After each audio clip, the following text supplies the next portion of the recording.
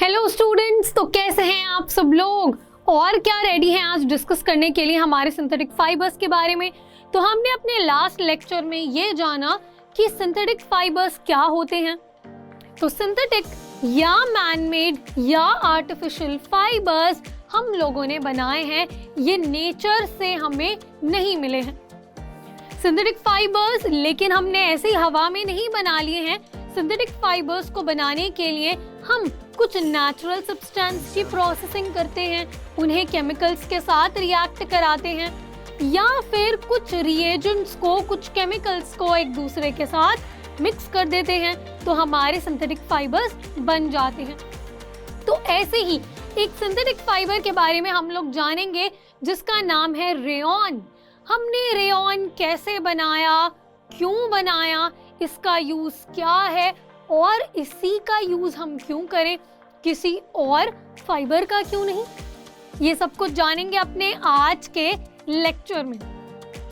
तो मैं आपको सबसे पहले दिखाना चाहती हूँ एक पिक्चर, एक बहुत ही शाइनी, कलरफुल और सॉफ्ट कपड़े का। ये कौन सा कपड़ा है? ये है सिल्क। अब आप लोग बोलोगे मैम हमें तो रेयॉन के बारे में पढ़ना है और हमें तो सिंथेटिक फाइबर के बारे में पढ़ना है, आप सिल्क के बारे में हमें क्यों पढ़ा रहे हो? सिल्क तो नेचुरल फाइबर है ना, बोल रहे होगे। लेकिन थोड़ा सा सब्र करो, रुको जरा, सब्र करो। पहले आपको सिल्क के बारे में पढ़ना पड़ेगा, आप रेयॉन अपने आप समझ जाओगे, ठीक है। तो सिल्क हमारा शाइनी, सॉफ्ट, अट्रैक्टिव कपड़ा होता है और हम सभी जानते हैं कि सिल्क हमें सिल्क वर्म से मिलता है। तो क्लास 7th में आप लोग पढ़कर आए हो कि सिल्क वर्म्स अपने अराउंड एक थ्रेड को चढ़ा लेते हैं, है ना, और बना लेते हैं कोकून। इसमें से हम थ्रेड्स निकालते हैं और ये थ्रेड्स फिर वीव करके हमारे सिल्क का कपड़ा बन जाता है। साड़ीज बना लेते हैं हम लोग और कुर्ता बना लेते हैं, जो भी हमें बनाना है। तो सिल्क वर्म ने हमारी मदद करी हमें सिल्क देने के लिए। लेकिन क्या आपको पता है, कोई नहीं जानता कि सिल्क की डिस्कवरी किसने की, लेकिन हम लोग ये जरूर जानते हैं कि चाइना में इसकी डिस्कवरी हुई। और ये माना जाता है कि चाइना में एक एम्प्रेस रहती थी, उन्होंने सिल्क के बारे में पता किया। लेकिन चाइनीज लोग बहुत तेज थे, उन्होंने डिस्कवरी तो कर ली इतने अट्रैक्टिव कपड़े की, लेकिन किसी को नहीं बताया कि ये बनेगा कैसे, और खुद ही सिल्क बेचते रहे। अब क्योंकि चाइनीज एक अकेली कंट्री ऐसी थी जो कि सिल्क बनाती थी, तो सिल्क की डिमांड बहुत ज्यादा बढ़ने लगी। सबको इतना अच्छा लगता था सिल्क का कपड़ा, सब लोग खरीदना चाहते थे। तो चाइनीज लोगों ने क्या किया, उसके पैसे बढ़ा दिए, उसे बहुत ही एक्सपेंसिव कपड़े की तरह बेचा गया। तो लोग बहुत परेशान हुए, सबको सिल्क अच्छा लगता था, सब लोग सिल्क पहनना चाहते थे, लेकिन कोई उसे अफोर्ड ही नहीं कर सकता था, नहीं खरीद पाते थे क्योंकि सिल्क इतना महंगा होता है। तो हमारे साइंटिस्ट ने सोचा क्यों ना पता किया जाए कि इन्होंने ये सिल्क बनाया कैसे है। तो बहुत सालों तक, बहुत कांस्टेंट ट्राइंग के बाद हमारे साइंटिस्ट ने एक्चुअली पता कर लिया कि सिल्क कैसे बनाना है। लेकिन वो सिल्क आर्टिफिशियल सिल्क था। तो उन्होंने एक सिल्क जैसा दिखने वाला कलरफुल कपड़ा बना दिया, जो कि हूबहू सिल्क जैसा दिखता था।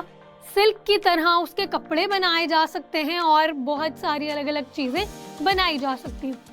ऑल्दो वो नेचुरल सिल्क जितना सॉफ्ट नहीं था, लेकिन फिर भी हम लोग उसको सिल्क के बजाय यूज कर सकते हैं क्योंकि सिल्क बहुत महंगा है। अब एक सस्ता उसका वर्जन मिल गया हमें, तो सब लोग खुश हो गए। और ये जो आर्टिफिशियल सिल्क है, ये कैसे बनाई, तो ली वुड, लकड़ी ली, लकड़ी का बनाया पल्प, पल्प से बनाए उसके फाइबर्स, और फाइबर के बाद हमें मिल गया एक फैब्रिक। अब पूछोगे नहीं ये कौन सा फैब्रिक है जिसे हम आर्टिफिशियल सिल्क कह रहे हैं? अरे अभी तो मैंने बताया था क्लास स्टार्ट होने से पहले, दिस इज रेयॉन। रेयॉन को ही हम लोग आर्टिफिशियल सिल्क के नाम से भी जानते हैं। तो अगर हम लोग सिल्क खरीद नहीं सकते थे तो भाई साइंस ने तो इतनी तरक्की कर ली है, हमने उसकी कॉपी बना ली जो कि सिल्क की तरह यूज की जा सकती है और ऑलमोस्ट सिल्क की तरह ही लगती है। तो अब हमें जानना है कि इसके क्या क्या यूजेस हो सकते हैं, कहाँ कहाँ हम लोग इसका यूज कर रहे हैं। तो कपड़े बनाने के लिए इस्तेमाल कर सकते हैं। तो जो भी सस्ते में आपको कपड़ा मिल जाए और आपको शॉपकीपर बोल रहा हो कि ये सिल्क है, तो आपको बोलना है कि भाई synthetic fibre and plastic chapter हमने भी पढ़ा है and this is not pure silk, this is rayon.